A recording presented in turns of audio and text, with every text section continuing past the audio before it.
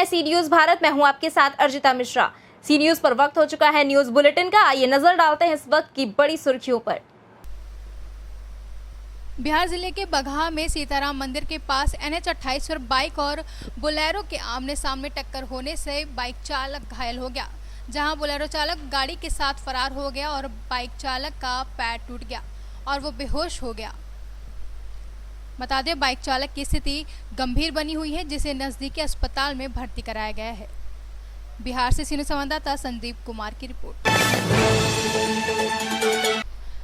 ग्राम सिलमई में हुई दूध व्यापारी के पुत्र की हत्या की घटना में वांछित चल रहे 2 आरोपियों को पुलिस ने गिरफ्तार किया है। बता दें, वरिष्ठ पुलिस अधीक्षक एटा सुनील कुमार सिंह के निर्देश में थाना जलेसर पुलिस द्वारा थाना जलेसर पर पंजीकृत कई धाराओं में घटना से संबंधित 2 आरोपियों को गिरफ्तार करने में पुलिस को सफलता प्राप्त हुई है। जलेसर क्षेत्र में एक व्यक्ति की चाकू से गोली हत्या की, क्या है पूरा मामला?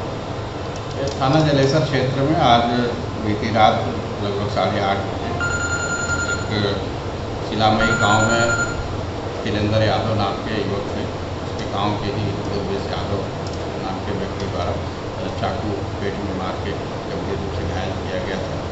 बाद में परिजन उसको पुष्पांजलि हॉस्पिटल आगरा इलाज के लिए ले गए थे, जहाँ इलाज के दौरान उसकी मृत्यु हो गई थी। इस संबंध में परिजनों की तहरीर प्राप्त नहीं हुई है। तहरीर प्राप्त होने के आगे वैधानिक कार्रवाई की जाएगी। जो आरोपी दुर्वेश यादव है उसको गिरफ्तार किया गया है और घटना में प्रयुक्त चाकू और कैंची वो भी बरामद कर ली गई है पुलिस द्वारा। पूरे मामले के विस्तृत छानबीन जांच पड़ताल हो रही है। सभी वरिष्ठ अधिकारियों द्वारा घटनास्थल का निरीक्षण भी किया गया है। परिजनों को विश्वास में लेकर पूछताछ करेंगे और जो आगे घटनाक्रम होगा उसके अनुसार कार्रवाई करेंगे। एटा से सीनियर संवाददाता रघुवेंद्र अगरिया की रिपोर्ट। प्रतापपुर प्रखंड के मराक खुर्द गांव में डायरेक्टर अरुण कुमार एक्का एवं जिला समन्वय नीलेश भट्टाचार्य ने पपीता, नींबू, अमरूद और मूंगा का पौधा खेतों में लगाकर दीदी बाड़ी योजना का उद्घाटन किया, जहां इस मौके पर डायरेक्टर एक्का ने दीदी बाड़ी योजना में छोटे छोटे भागों में साग सब्जी सहित अमरूद, टमाटर, नींबू और मूंगा पपीता के पेड़ लगाकर दर्जनों किसानों, सखी मंडल की महिलाओं, समूह की महिलाओं व अन्य लोगों को दीदी बाड़ी योजना से संबंधित जानकारी दी। जहां इस मौके पर ग्रामीणों को एका ने बताया कि मिनीटेरेशन गार्डन में मिनरल व विटामिन, जिससे साग सब्जी की खेती करना शामिल है। इसे जमीन के छोटे टुकड़े में मनुष्य की मिनरल व विटामिन की आवश्यकता सब्जियों के माध्यम से मिल सके। इसमें हम सभी लोगों को ये बतलाने के लिए जागरूक करना है कि आप छोटे से जमीन पे छोटे से जमीन के टुकड़े में आप सालों भर किस तरह से मनुष्य को जो आवश्यक मिनरल और विटामिन की आवश्यकता होती है साग सब्जियों के माध्यम से उन सारे प्रकार के सब्जियों को छोटे से जमीन में उगा करके उसे आप उनका प्रयोग कर सकते हैं और इससे उनके सेहत में उनकी सेहत के लिए ज़्यादा अच्छा होगा। इस संबंध में इसको जागरूकता के तौर पर इसे एक छोटे से एरिया में इसे करने का ये किया गया है और जिनकी ज़मीन अधिक है वे इस तरह से अपने बाड़ी को बढ़ा भी सकते हैं, उसके माध्यम से वो लोग जीविकोपार्जन भी कर सकते हैं। लेकिन मुख्य उद्देश्य ये है कि हर एक प्रकार की सब्जियां जिनमें भिन्न भिन्न प्रकार के मिनरल्स और विटामिन पाए जाते हैं, उन सारे मिनरल्स और विटामिन वाले सब्जियों का लोगों को प्रयोग करना चाहिए ताकि उनका स्वास्थ्य सालों भर अच्छा बना रहे। प्रतापपुर से सीनियर संवाददाता सत्येंद्र की रिपोर्ट। विश्व भर में कोरोना महामारी विकराल रूप धारण किए हुए है। जहां भारत में भी कोरोना के लाखों मरीज हैं, वहीं छोटे नगरों और कस्बों में भी कोरोना ने पैर पसार लिया है। कुछ मामलों को छोड़ दिया जाए तो कोरोना पॉजिटिव आ रहे हैं, उनका मामला ही दूसरा है, यानी कि कोरोना में भी बड़ा झोलझाल सामने आया है। सरकार ने कोरोना का इतना विकराल रूप लोगों के सामने पेश किया कि लोग घबराने लगे और पॉजिटिव ना होते हुए भी पॉजिटिव निकलने लगे। बड़ा ही रोचक मामला रायसेन जिले की तहसील बरेली कोरोना में देखने को मिला, जहां कोरोना पीड़ित ना होते हुए भी उनकी रिपोर्ट पॉजिटिव आई और बाकायदा इन 4 मरीजों को कोरोना सेंटर में रखा गया और फिर रिपोर्ट नेगेटिव बताकर घर भेज दिया गया। क्या नाम है आपका? मेरा नाम बिरजन पटेल है। कहाँ से है? मैं सिवनी से हूँ। ये आपकी कोरोना पॉजिटिव रिपोर्ट आई है, कितने दिन से? सर मुझे परसों के दिन नेगेटिव कर दिया था। मैं बच्चों के लिए रुका था यहाँ पर और मैंने सर से रिक्वेस्ट की थी कि मैं यहाँ पे आपने बुलाया, पॉजिटिव मेरी रिपोर्ट आई है, मेरे को कुछ नहीं था। इन्होंने पॉजिटिव रिपोर्ट की तो मैं आ गया और मेरे बाद में मेरे बच्चों की जांच करी ने और बच्चों को, और मैं जांच नहीं करवाया था तो ये बोले कि आप जांच करवाने आइए नहीं तो हम पुलिस को भिजाएंगे, जांच करवानी पड़ेगी। और आपको क्वारंटीन किया था यहाँ पर? जी। क्या व्यवस्था है यहाँ पर? यहाँ पर ये व्यवस्था है सर, इनको हमने बोला कि आप बच्चों को होम क्वारंटीन कर दीजिए। बच्चों के यहाँ रहने में समस्या है, वो खेलने कूदने वाले, मेरा 2.5 साल का बच्चा है, 5, साढ़े 5, 6 साल की गुड़िया है। तो इन लोगों ने बोला कि आपके घर में अलग लेट बाथ होना चाहिए, सब कुछ अलग होना चाहिए। लेकिन वही व्यवस्था अगर इन शासन के नुमाइंदों से पूछी जाए तो ऊपर जाकर आप मीडिया वाले चेक कर सकते हैं कि 2 बाथरूम 3 लेटरिन में ये 2 बाल्टी में पूरे 15-16 मरीजों को निस्तार की व्यवस्था है यहाँ पर, और तीसरी कोई व्यवस्था नहीं है। खाने पीना ठीक मिला हमको, उसकी हम बुराई नहीं करेंगे।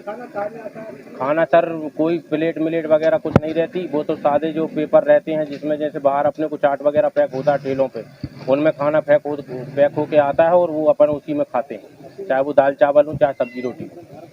आपकी कितने दिन में नेगेटिव रिपोर्ट आ गई? सर मेरी 5वें दिन में।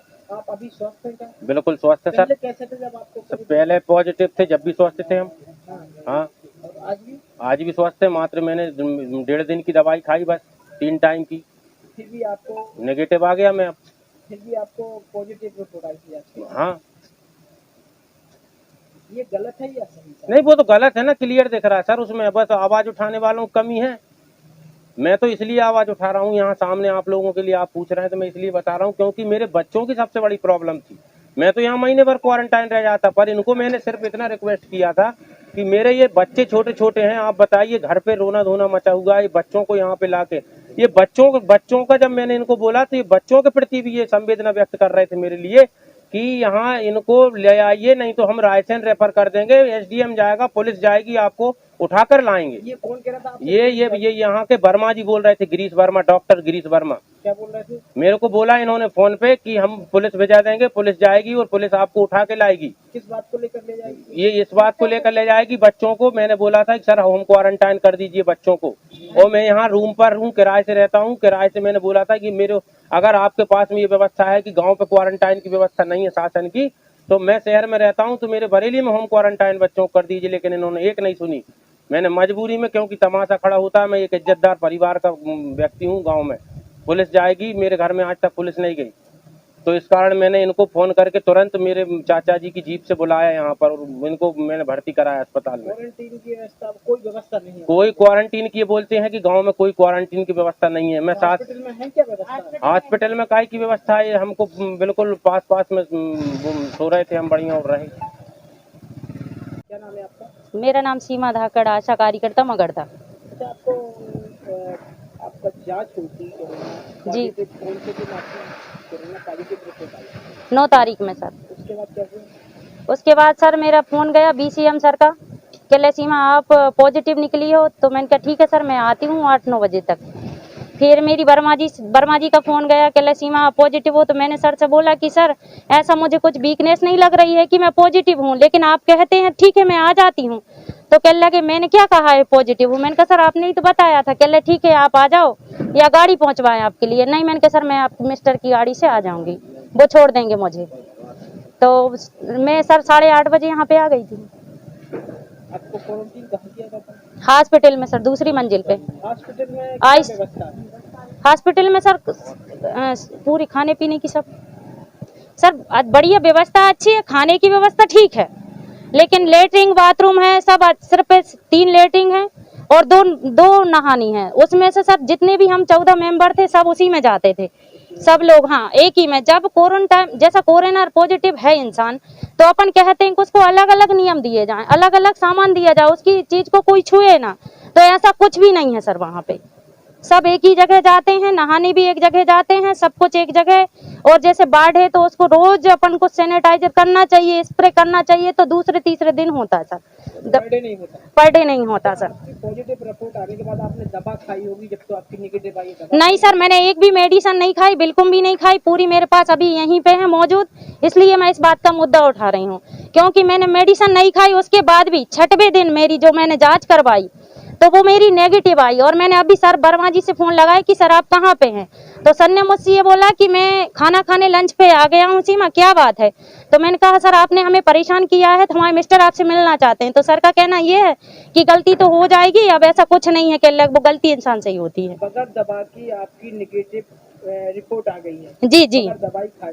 बगैर दवाई सर, एक भी मेडिसिन नहीं ली मैंने, पूरी मेरे पास पर्याप्त है। कितने दिन आप क्वारंटीन रही हैं? 6 दिन सर क्वारंटीन रही। जिस दिन 9 तारीख में जब मैं आई थी तो उस दिन मुझे दवाई नहीं दी गई, ना तो दवाई ना खाना। वर्मा जी का फोन आया था, कहले सीमा आपने खाना खा लिया या नहीं, या मैं भिजवाऊं? तो मैंने वर्मा जी से ये बोला कि मैं खाना खा के आई हूँ। तो ना तो हमें 9 तारीख में दवाई दी गई और ना खाना दिया गया। बगैर दवा की आ रही है, तो शासन के क्या नियम है ऐसे कि बगैर दवा की आप नेगेटिव रिपोर्ट आ रही है? ये गलती कर रहे हैं या फिर ये कोई मामला है? अब ये मैं सर नहीं जानती, इसलिए मैं मुद्दा उठा रही हूँ कि अगर इसमें कहीं गलत है तो उसका सुधार किया जाए बस। शासन की कमी है? हाँ, या शासन या अधिकारी जो भी लैब वाले हैं, मैंने हमारे बीएमओ से अभी बीसीएम से कहा, तो बीसीएम का तो ये कहना है कि लैब वालों की गलती है। तो लैब वालों की गलती, क्या अपन उस गलती को सुधार नहीं सकते? उनसे बोल नहीं सकते? कितनी पब्लिक परेशान हो रही है। ये 2-2, 3-3 साल के बच्चों को क्वारंटाइन किया जा रहा है, कितने परेशान हो रहे हैं सर, बताइए आप।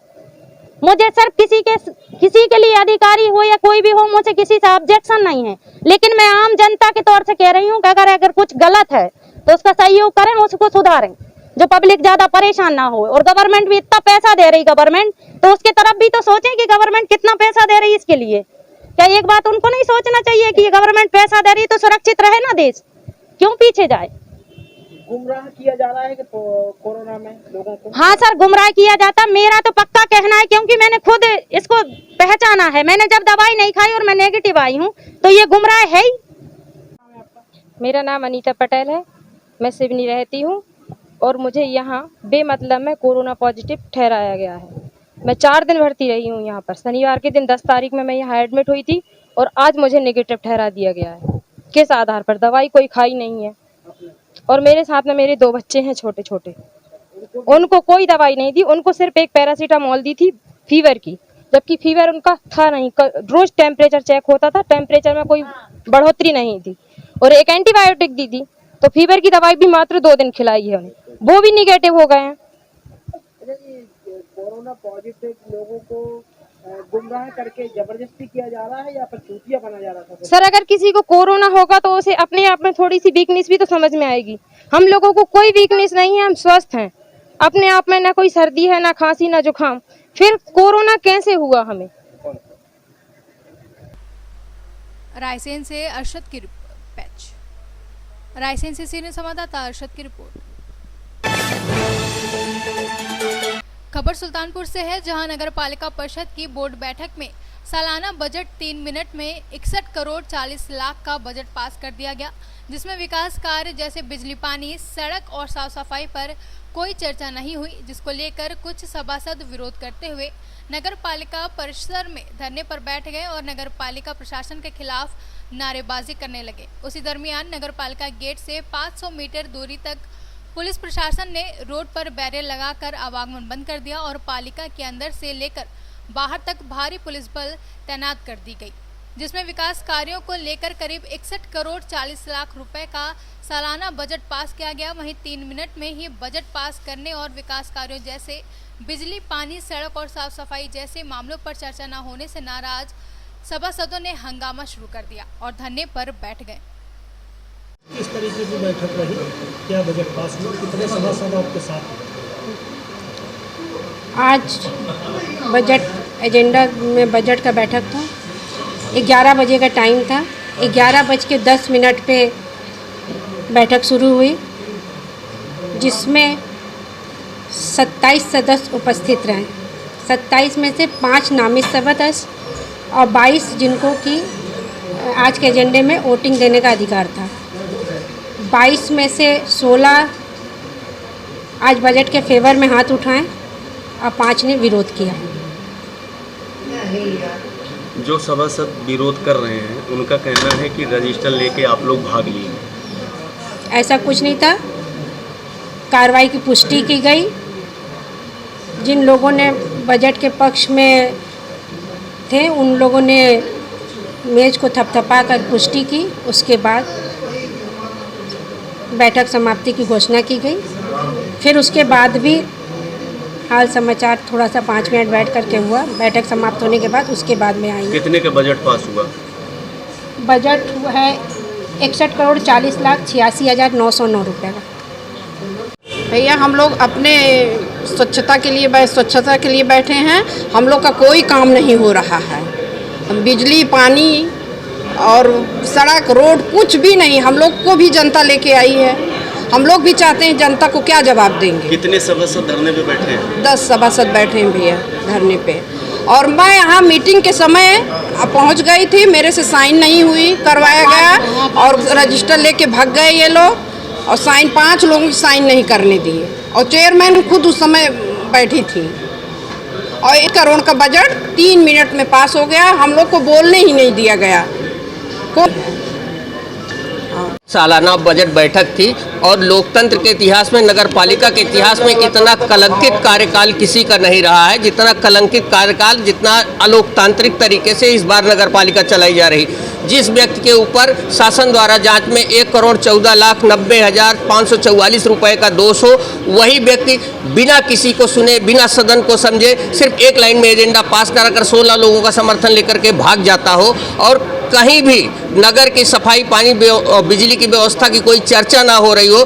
3 साल में शहर की जनता त्राही त्राही कर रही है और लगभग पहले साल 31 करोड़, दूसरे साल 41 करोड़ और इस बार 61 करोड़ का बजट इनको दिया गया। अगर आपको यहाँ शहर में कहीं विकास दिखाई देता हो तो चेयरमैन साहब के आवास, चेयरमैन की बढ़ती हुई जमीनों और चेयरमैन के बढ़ते हुए धन को देख लीजिए, आपको पता चल जाएगा। उन्होंने जब उनके पति ने जब जिला पंचायत सदस्य का अपना जो नॉमिनेशन फॉर्म भरा था, उस समय उनके आय की क्या स्थिति थी, आज उनकी आय की क्या स्थिति है, ये तय करता है कि जनता के टैक्स का पैसा सीधे सीधे नगर पालिका चेयरमैन के घर की आय बढ़ाने के काम आ रहा है। और पिछले जो 10 जून की बजट थी उसमें हम लोगों के 16 सदस्यों का एक प्रस्ताव पास कराया गया था जिसको बोर्ड की कटिंग के आधार पर इस बजट में आना चाहिए था और नहीं आया। इसलिए ये एजेंडा भी फाल्स है, पूरी तरह अवैध है, असंवैधानिक है। सुल्तानपुर से सीनियर संवाददाता शिव प्रसाद मौर्य की रिपोर्ट। न्यूज बुलेटिन में फिलहाल इतना ही। देश दुनिया से जुड़ी तमाम खबरों के लिए बने रहिए सी न्यूज भारत के साथ। हर खबर आपके साथ, आपके हाथ।